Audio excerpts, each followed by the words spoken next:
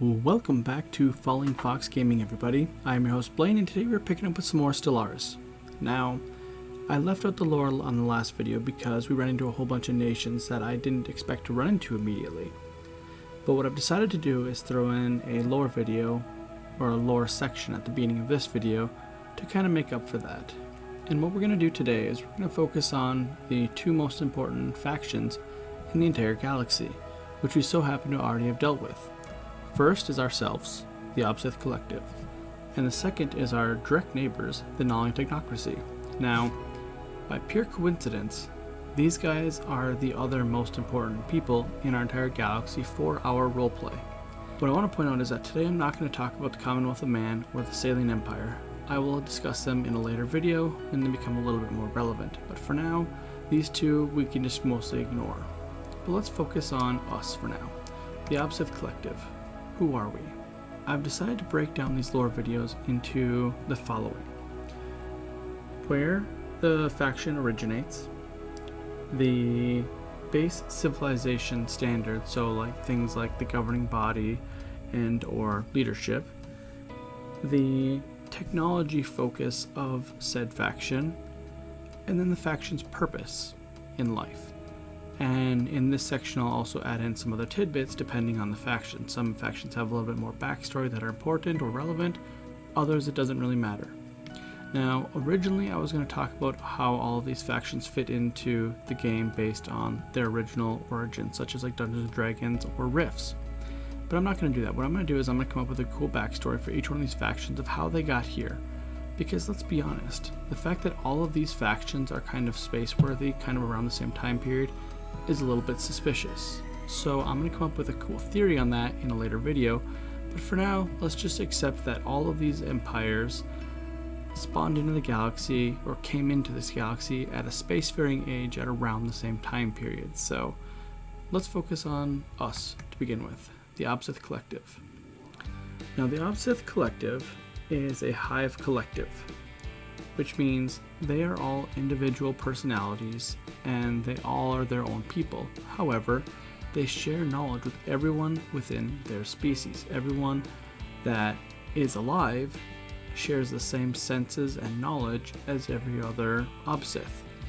Now, that gives them a huge bonus when it comes to things like advancing technology, science, and or even just exploration and security, because what one of them knows, they all know. This doesn't really have any direct drawbacks, so that is a huge boon for them. Now, this species is a very long-lived race. They live to roughly 20,000 years or more, which means they tend to advance much slower because they don't have worry about, advancing their race, keeping their species alive, and the fragility of like humans, where we only have a short lifespan, so we try to accomplish as much as we can in a short amount of time. They don't have that worry. So their species evolved over a very long period of time, very slowly. Their technology is very heavily focused around armor and regeneration. They are a crystalline mineral species and they tend to regenerate their materials very quickly. This includes their ships. Their ships and their armies are designed to take damage, massive amounts of it, and then regenerate that. That means when it's possible, we are going to try and take the hull regen, the crystalline regeneration armor, and even if we find something better, we're not going to take it. We're going to stick with the regeneration. So in the future, remember that. Now, the purpose of the Obsith is very simple. They just want to survive.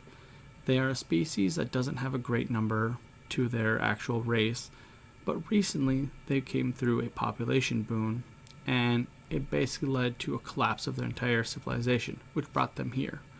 A lone colony ship sent out into the stars and landed on a planet. That planet happened to be Obstar, or Obstar Prime here.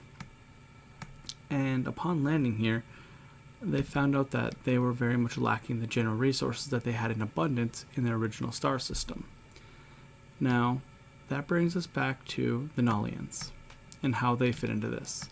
The Nolians, by contrast, originate from the same game. They both come from the RPG Rifts. It's a pen and paper role-playing game from the 80s and 90s, and so it's still around today. Great game. But the Nolians are an aristocracy, but their leadership, their elders, are a hive collective similar to the Obsith.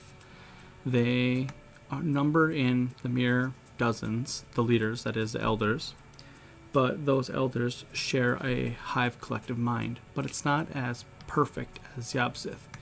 Instead, it's actually based on kind of range, which means anyone within it, in all honesty, this galaxy is probably close enough distance.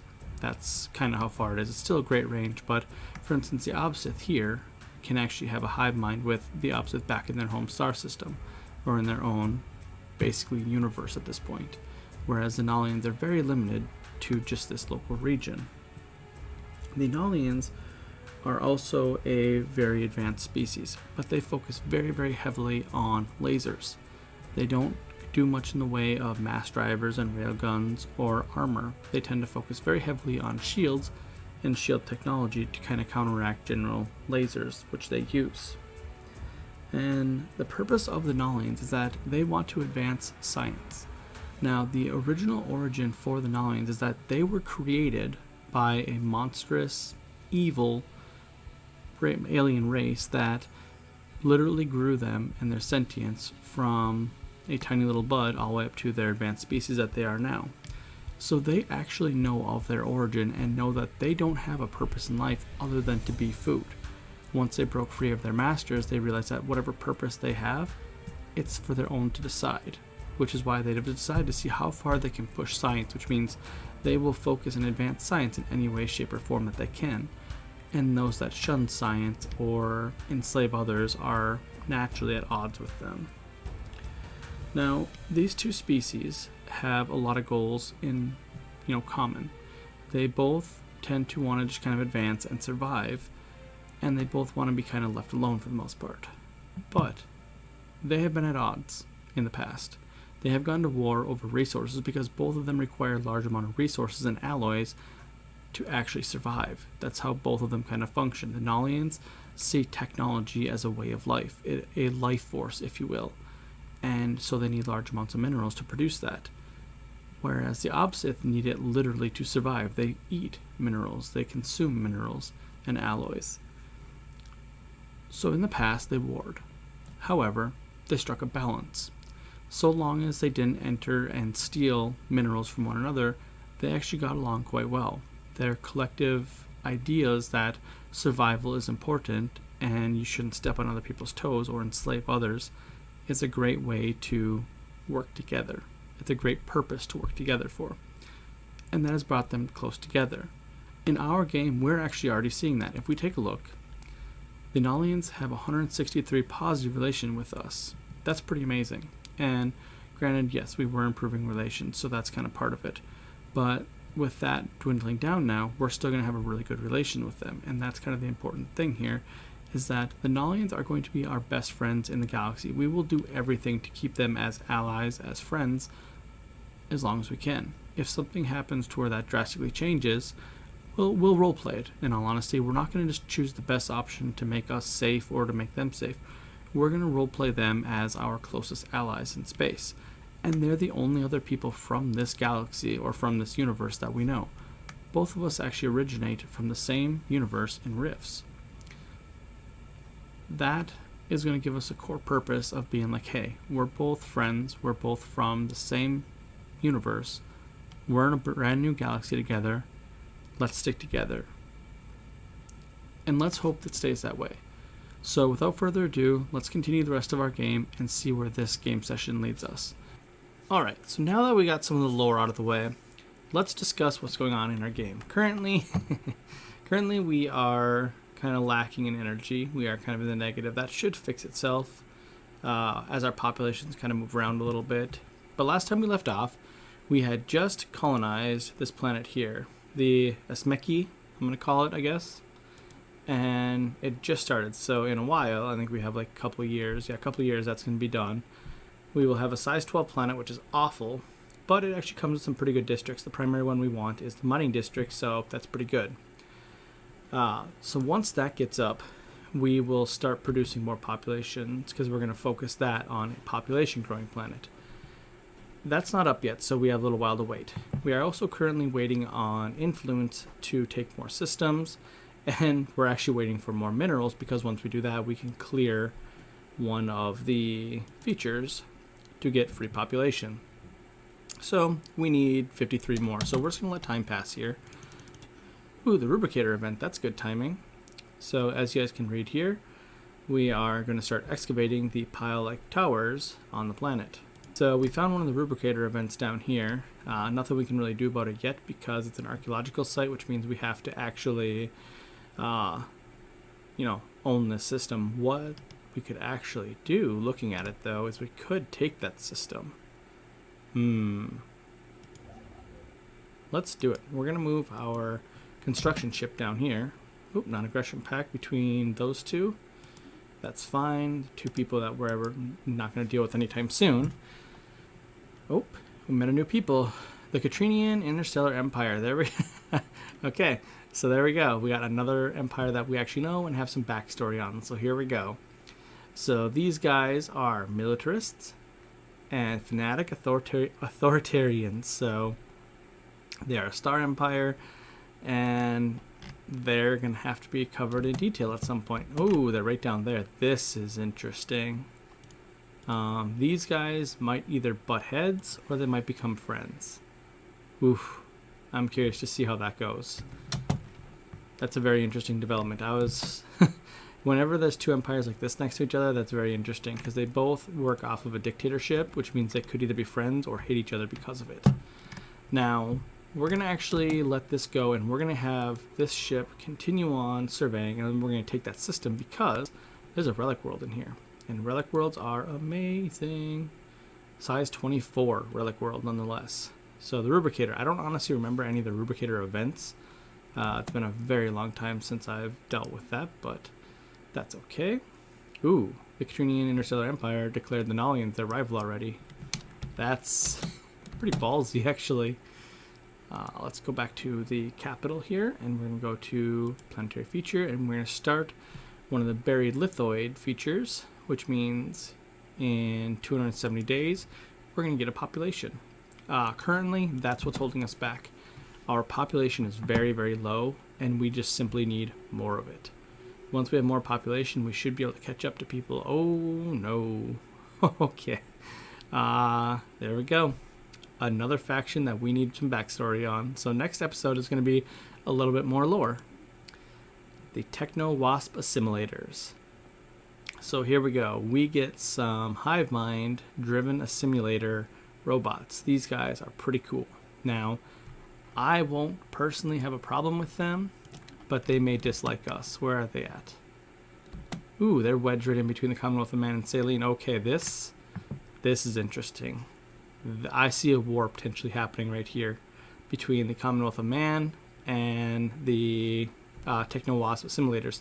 These are two factions that are not going to like each other at all. The Driven Assimilators are the equivalent of a race that basically wants to turn everyone into cyborgs. So they're going to try and capture everyone and turn them into cyborgs. So that is something the Commonwealth will hate immediately. Ooh, that's exciting news. Our science ship just finished up surveying this system, so we're going to go ahead and take it with our construction ship. And as soon as we actually take it, then our science ship can continue on and actually excavate this archaeological site. But we met a group that I am not familiar with, the Mythfell Intersolar. Okay, let's see who these guys are. Ooh, some bird people. They're a mega corporation. Nice. They're spiritualist, xenophile, and authoritarian. All right, so be it. Ooh, and also, where's this at? Found a natural wormhole. Where's that at? Not in our territory. Okay, whatever. Oh, they're way over here. Okay, so we met the people over here. So things are going to go slow for a little bit now. We're actually just kind of playing the waiting game, so we're going to go ahead and just skip forward a little bit until something interesting happens. Alright, so here's something interesting. The people to our west, our left-hand side here, actually want to do a non-aggression pact with us. That is extremely interesting because they are actually our only threat right now. The Nolians are friends. The people to the east cannot declare war on us. And these guys are just becoming friends with us. We're actually, I guess they're better than friends now. They've actually, yeah, they're pretty good with us. So yeah, let's do it. It's actually going to cost us some influence, which kind of sucks. But it's going to mean we're safe. And in all honesty, right now, safety is our #1 priority. Once we've figured out all of these systems here, ooh, research agreement, oh, same thing, same people. We might as well for now. We're going to go ahead and just accept the research proposal. We're not really going to be making much influence, but that's kind of okay. We're kind of playing the waiting game right now. So we're going to, ooh, wait, hold up. What just happened? Someone guaranteed independence. So, oh, nice. Because we're weak, the people we just became friends with are guaranteeing our independence. That's, oh. Okay, so here's what just happened in short. They formed a non-aggression pact with us. Because they are so much stronger than us right now, in like every way, with the exception of technology, we're about equal on. They are guaranteeing our independence. Now, what that means is that they're kind of our protectors. If somebody declares war on us, they go to war to protect us. Now, from my personal experience, what that actually means is that in, I don't know, 5-10 years, they're going to try and absorb us and say, hey, you're now one with our empire, or, you know, you need to work for us. And we're going to be like, no. And then they're going to declare war on us to attempt to turn us into slaves or subsidiaries of them. So there's a good chance that this may backfire now. So that kind of sucks. But I guess we'll find out. And, well, okay. So the galaxy is not slowing down at all. So the Techno-Wasp assimilators have declared war on the Izki Coalition, which is not what I was hoping would happen. So basically these guys here are declaring war on these guys. Now, I will admit immediately, I was hoping that would not happen because these are the people that I wanted to eventually take out. Because they're pacifists and they can't declare war on me. It effectively meant I could have built up as long as I wanted before attacking them. So we're going to have to watch that war. If the assimilators take out too much, we're going to have to prepare our defenses as well. And without skipping a beat, exactly what I said was going to happen has happened. Our newest friends have now demanded that we become vassals of them. Now, here's the thing. As I said, we're not going to do that because becoming a vassal sucks in every single way. But we have effectively 6 months to decline this proposal. So that gives us 6 months to just kind of wait out the clock. We're just going to click X on that. We could agree or decline immediately. If we decline this, they immediately get to do a casus belli on us where they could declare war at any point in time to try and vassalize us. Currently, they would immediately win that. We actually probably couldn't stop them if they tried to take us out. They're overwhelming to us. What we're going to do is we're just going to click the X and we're going to let this time kind of run out. We got 6 months before that automatically declines. We need to start building up our fleet. We don't really have the alloys to get a good fleet going, but what we can do is we can take a look here and see how much it costs to build a single ship. Now, a single ship costs us 100 alloys because we haven't upgraded our ships at all. Darn it. Our ships are garbage. Let's take a look at ship designer. So if we take a look at our corvettes, these are the auto-generated ones, so we're going to get rid of that first of all. We have no upgrades. Our weapons are just the basic weapons, the mass drivers and red lasers, basic shields, basic armor. We got nothing. We literally got nothing. This will not do. We would seriously need like 50 of these ships to do any good. So what we need to do is we need to really hope that technology comes up. Let's see if we have any technologies. Ooh, they're a long ways off. That's problematic. So our research isn't good enough yet to where we can get better ships. So we just need to start pumping out ships. And they're not going to be very good, but that's what we're going to have to do. So we're going to pump out 7 ships. That's nowhere near enough, but let's see where it gets us. And our proposal is about coming due, so let's just kind of watch as it expires, and then we'll auto-decline it. And then they're going to be mad at us. Yep, here we go. So the Galactic Reptilian Hierarchy can now use the subjugation casus belli against us. So let's hope they do not declare war. And we are now target of casus belli, and let's hope they do not act on that. If they do, we are in big trouble because our fleet power is 424.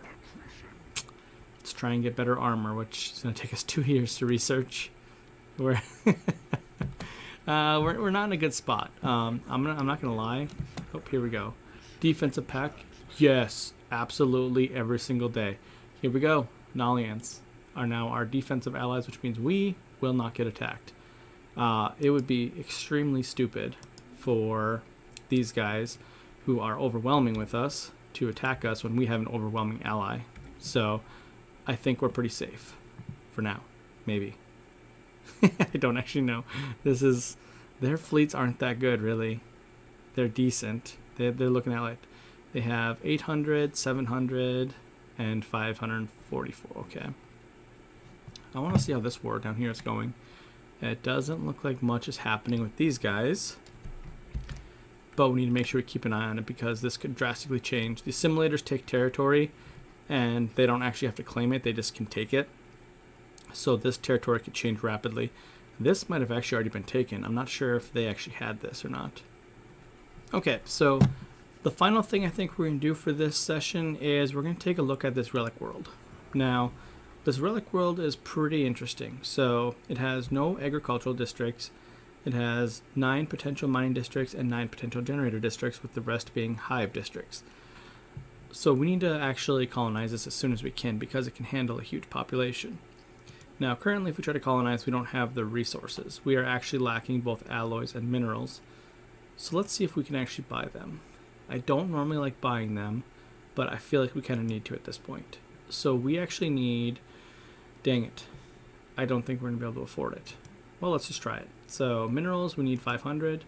I didn't need to buy 500, but I did, so there we go. And we can afford the alloys, so let's just do it. And I sold them accidentally. Well, there you go, everybody. I did not mean to do that, so crap. Well, there we go. So that just kind of made it so that's not a thing anymore. So we're not doing that. So, well, that blows. That is a huge mistake on my part. Alloys is like the single most important thing we have right now, and I just made it so we have less of them. So go me.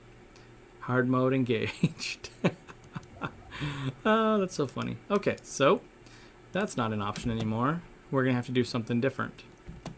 What we're going to do now, for our final thing, I guess, aside from breaking my own economy, is we're going to get a science ship down here to start working on this, what is it called? Archaeological dig site. We do have this science ship here who is assisting research, but there's really no research going on here. There's a little bit of it, but it's not worth it.